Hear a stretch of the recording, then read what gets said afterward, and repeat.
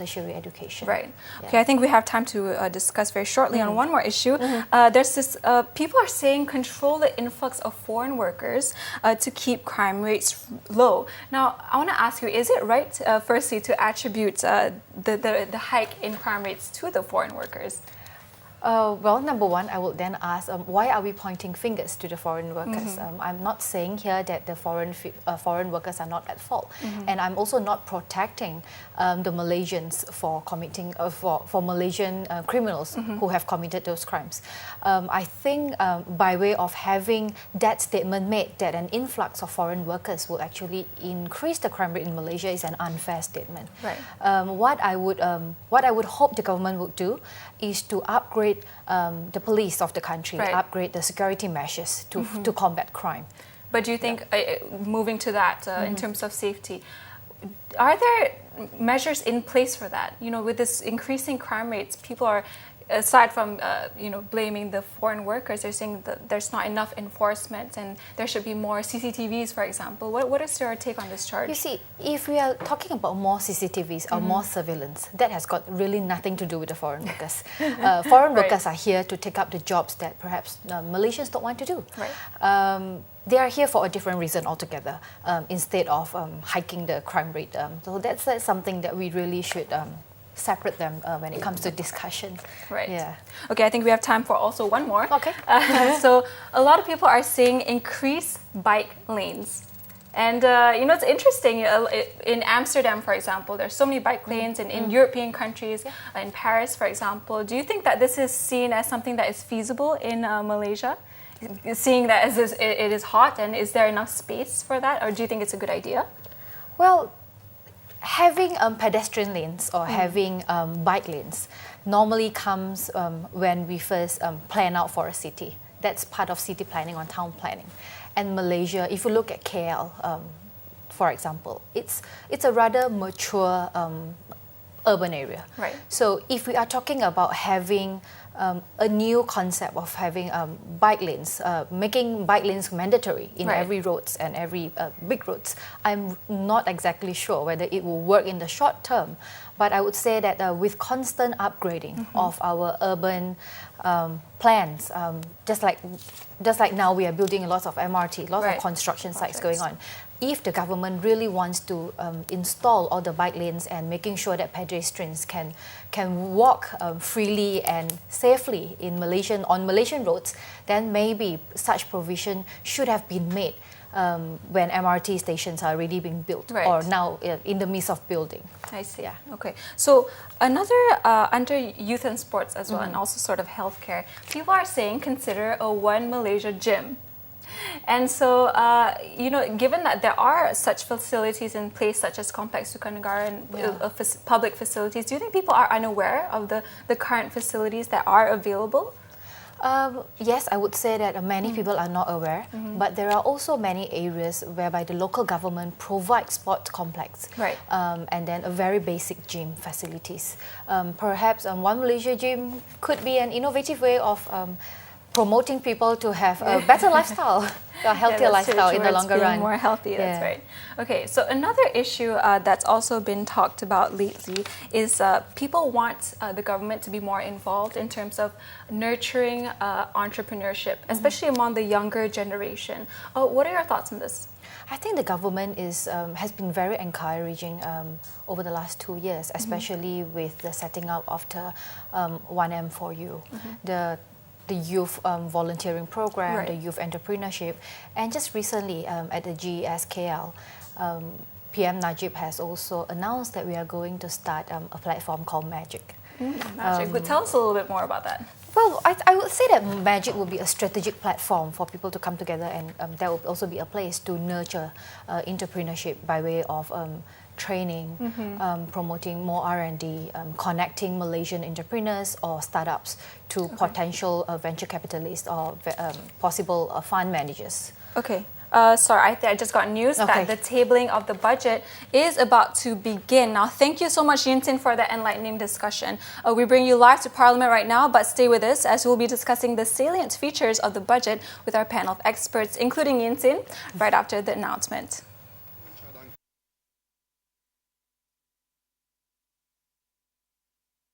All right, and that concludes the tabling of the budget. Now, for a while now, all eyes were on Budget 2014, analysts and investors to see if there'd be any measures to rejuvenate the health of the fiscal position, and also people on the ground to see if they would be getting a slice of the pie. Now, did they show political will in the budget in terms of communication or measures? We'll go into that a little bit deeper. So joining me now are our panel of experts, TACSN Malaysia's Dr. Virendrajit Singh, ASEE Senior Vice President Ng Yin Sin, as well as Executive Director of HCAP Associates, Ahmad Zaki, Ahmad Sharif. Thank you so much for being on the show today. I look forward to a very invigorating discussion. All right, so let's start off with GST. A very, very highly speculated and highly anticipated measure prior to the budget. Yeah. Now, it was finally introduced, timing as well as percentage. So, Dr. Virendrajit, being a tax expert that you are, what are your thoughts on this? No, I think the government has made the right decision, and I think for once now we have clarity in terms of the rate, in terms of the implementation date. So it was 6% implemented in April. Although we didn't expect 6%, it was actually 4% as originally mentioned, but it has gone up. The date is interesting because it's April Fool's Day, so I think we still need to think about this, whether it will really happen.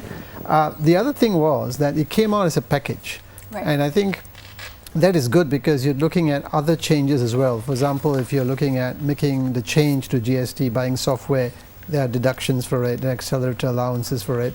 And then in addition, there is this promise of corporate rates being reduced and individual tax being reduced. Right. What I'm surprised with is the speed with in terms of how early the reductions in terms of tax rates are coming in. And so do you think that this is feasible?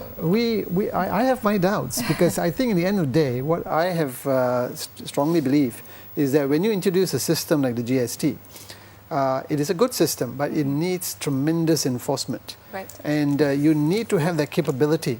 And normally you allow 2 to 3 years for a system to stabilize and make sure that it gets you the revenue that you wanted initially. You've got everybody registered, people are educated and well aware, and the evasion is everywhere, but you control it. And then you come with the reductions in the tax rate. So here the Prime Minister has promised everything, which is good, but in 2015 we are seeing a reduction in some personal tax rates. 2016 we are seeing corporate rate reductions, no doubt minor, 1%, but still it is good for the business community because it's clarity. It's coming a bit early than some expected, but then again, I'm hoping that the enforcement level of GST will be very high and very well enforced, and therefore we will get that revenue that we want. But you must bear in mind that revenue here has nothing to do with 2014. This is all from 2015 onwards. So as far as the budget is concerned, in 2014 there's no new revenue measure other than a real property gains tax and perhaps focusing on the existing income tax. Now I do want to ask, what do you think the impact of the GST will be on consumer spending? A lot of people are uneducated about it. What will the impact be? The natural reaction is that before GST is actually implemented, you'll find there'll be a surge in consumer spending. And when GST is actually implemented, there'll be a slight holdback in terms of some of the big ticket items that you may want to buy. And but it has happened in Australia, happened in many countries, even in Singapore, when they introduced GST. But after a while, and people become a bit more comfortable with it, then the consumption pattern goes up. So I think in terms of consumption, we'll see a slight dip, but it will then resurface.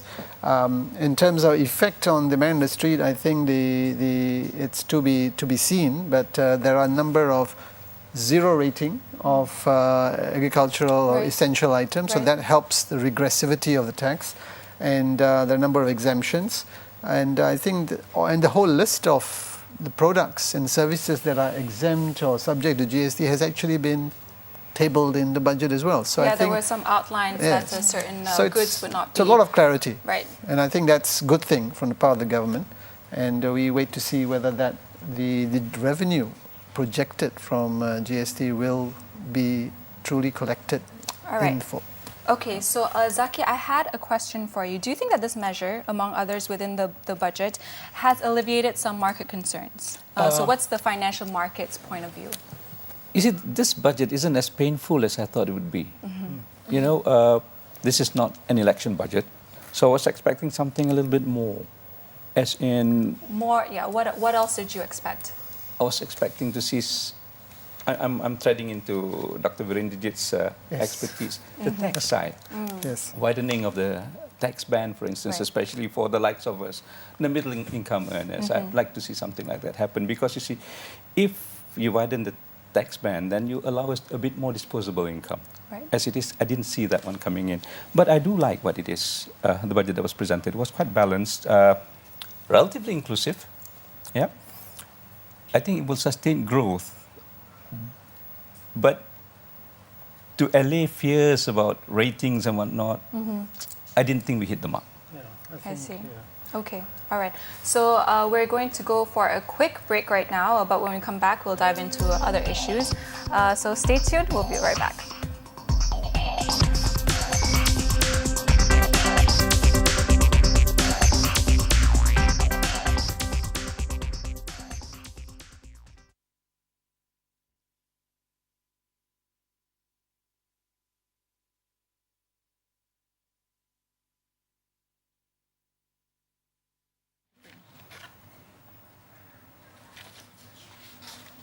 Okay.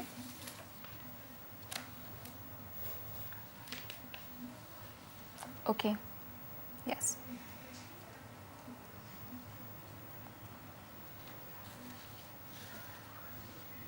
Okay.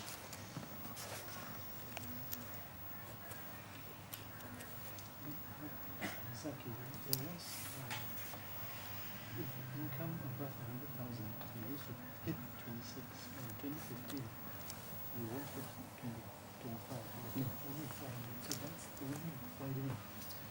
That's the thing I can see also. I was expecting a bit more. But then again,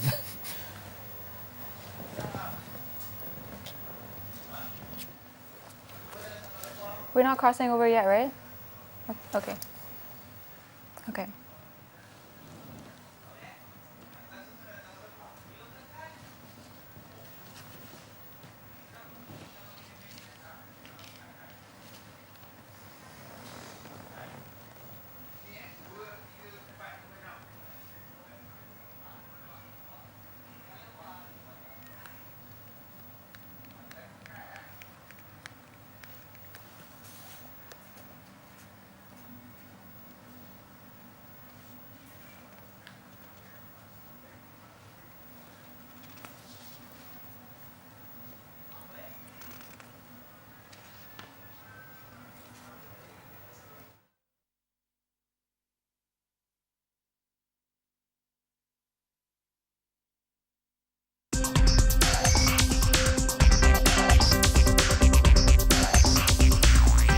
Welcome back. You're watching NTV7's special budget program. Now, for those of you who have just joined us, we have on the show TaxSend Malaysia's Dr. Virendrajit Singh, ASEE Senior Vice President Ng Yin Sin, as well as Executive Director of HCAP Associates Ahmad Zaki Ahmad Sharif. So, the first part of the show we talked about GST. Now, let's shift gears a little bit and talk about BRIM. Again, another measure that was also highly anticipated prior to the budget, and it was in fact extended. Now, Yin Sin, many analysts have argued that this measure would simply be increasing dependency on the government and thereby making us a welfare state. And one of the negative effects that could arise is a dwindling in productivity. Oh, do you agree? And what is your take on this? Yes, I do agree to a certain extent, and in fact, to a very large extent, a cash handout is in fact a very short-term measure for any government to help and uplift the people. I think what we need to do in the long run is to really uplift the productivity of the people, uplift the people fundamentally instead of just giving cash handout, because how much can you do with 500 per year or up to another 5 years until the next election? However, according to a lot of people coming from the bottom 40% of the community, that 500 ringgit extra does help them a lot. It's like a sudden boost, a sudden injection of cash into their balance sheet of the family. So this is the really hardcore poor. The really hardcore poor. However, we have to realize and acknowledge the fact that an extended period of cash handout to people will only make people be more dependent on government and waiting for Exactly. handouts all the time. Right. Yeah. Okay, I'm going to stop you right there, and we'll come back to this. This is a very interesting topic, but we are going for a crossover now to Melissa Ong to get some reaction from some members of the parliament. Hi there, Melissa. Do you have anything for us? Well, hi Amy. Now the 52-page budget report will definitely be the talk of the town these few days. But whether it will people be for or against the announcement. But here at Parliament, I have with me MP Bentong, Dato Sri Liao Tiong Lai, to share a few words about the recent budget announcement. Thank you, Dato Sri, for being with NTV7. So, Dato Sri, overall, what do you think about this budget? I think it's a good budget, a comprehensive budget to strengthen the country economy and also to further reduce the burden of people high cost of living. As you can see, this budget will ensure the country economy to continue to grow at 5 to 5.5% in 2014. And also there's lots of goodies here to reduce the cost of living of the people. So I expect that this budget will spur the country economy, and also especially it can encourage young people to go into business. So the Prime Minister did mention that he wants to raise entrepreneurs in the country. So what do you think about that? I'm happy to see that we are moving towards building this nation to become an entrepreneur nation, where we encourage young people into business and provide them loans, microcredits, as well as encouraging them to have skills and courses for them.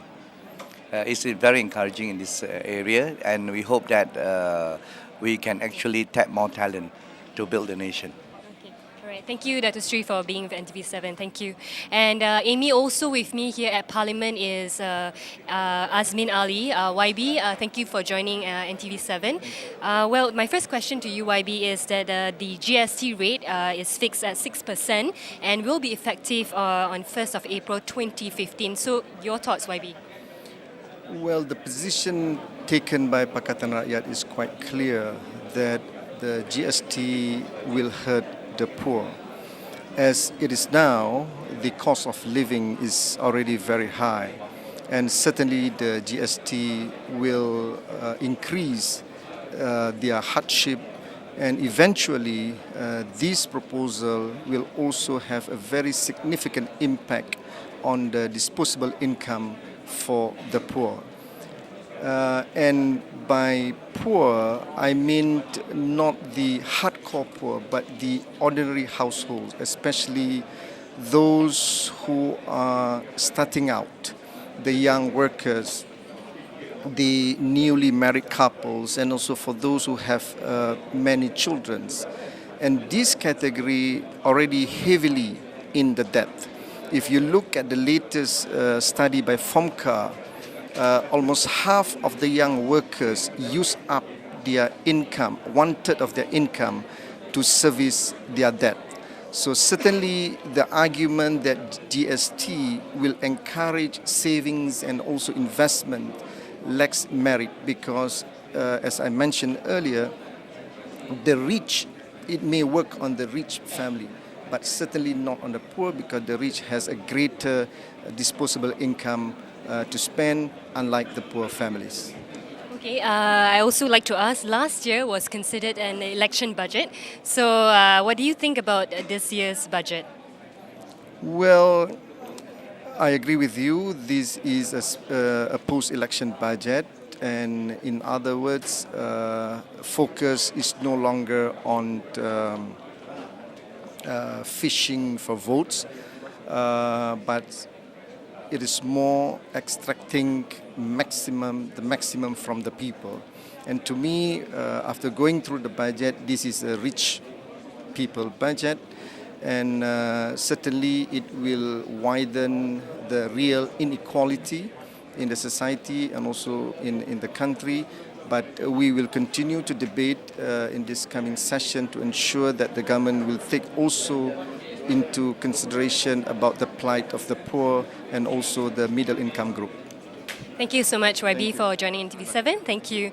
Well, ultimately, the budget 2014 will aim to strengthen the national economy and enable Malaysia to be more resilient and also to achieve reasonable growth in this uncertain economic global uncertainty. Hopefully, the nation will be able to achieve that. Well, that's all I can furnish you right now at Parliament. More stories or more updates in Edisi Tujuh and also 7th edition later. So for now, it's back to you, Amy. Thanks for that, Mel. And that was Melissa Ong live from Parliament. Okay, so before we go back to our previous discussion on BRIM, do you have any reaction to the reaction that we just heard? Yinsin. If I may just come in, I feel quite strongly because over the last 1 week, we have been having a lot of discussion on what if GST were to be implemented in Texas budget.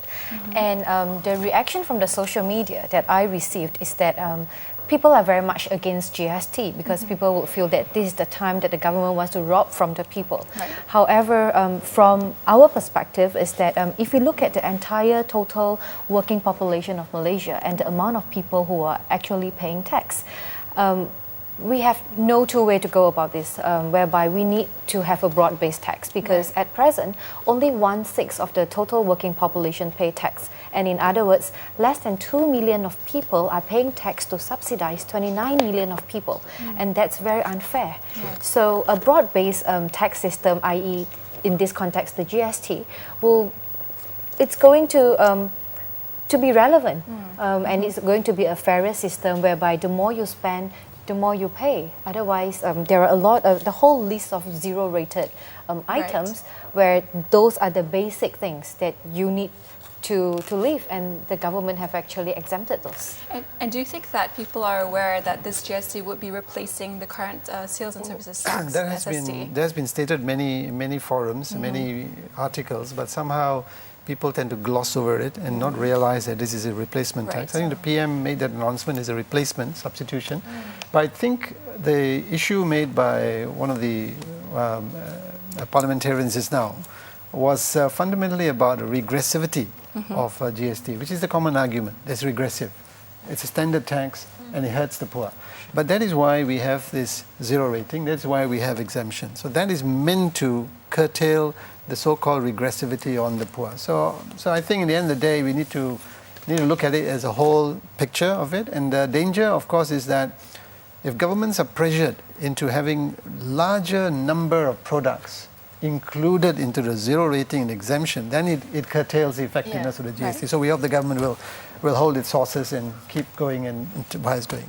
Okay. I said earlier that this budget is relatively balanced. Right. Now, what I meant by that is, yes, so one of the respondents mentioned hurting the poor, but you forget the BRIM. Yes, extension of the BRIM helps too. And this is consumption-based, which is, I think, more equitable. Yeah. On Just adding on, if I may, what Yinsin was saying about earlier, the BRIM and all that. I think we all realize that one of the fundamental features of GST is you always have a cash offset in the first 1 or 2 years to help the poor. But after that, this cash contribution goes off. Similarly, in the context of Malaysia, the BRIM should eventually be taken off, Phased out. Yes. and as the income levels go up. So let's watch this space in terms of how we progress in this particular area. Another point that I would like to also note is that even though at the Centre for Public Policy Studies, we recommend the GST to be 5%, and I think from your perspective, you said 4%. So That's right. I would say that we all agree between 4 to 5%, and the 6% announcement is some sort of a surprise to many of us. However, one thing to note is that even Australia started the GST at 10%. So ours is much It's lower much introductory lower, rate. yeah. So this is Well, Singapore started at 3. at 3. Well, So All right, so let's move on back to BRIM. Okay. Zaki, I do want to ask you a question. Okay, many have been saying that the BRIM, okay, yes, it is meant to aid the poor, but at the same time, they feel as though the recipients list should be cleaned up because, in fact, some statistics have shown that 4.3 million households that receive BRIM is actually more than the official statistics of households earning less than 3,000, which is about 2.655 million. Right. Do you agree? What's your stance on this? I think I can put that down to inefficiency. BRIM is important simply because it raises domestic consumption.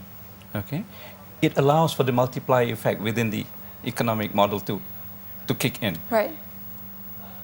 If efficiency robs it of its optimal use, then I think we should look at the efficiency bit, not so much taking away BRIM from, you know. Right. And although I do agree that, you know, too long being mollycoddled wouldn't be too good as well. Right. So now the focus is on improving the efficiency of BRIM. Yes. All right. So let's move on to the RPGT.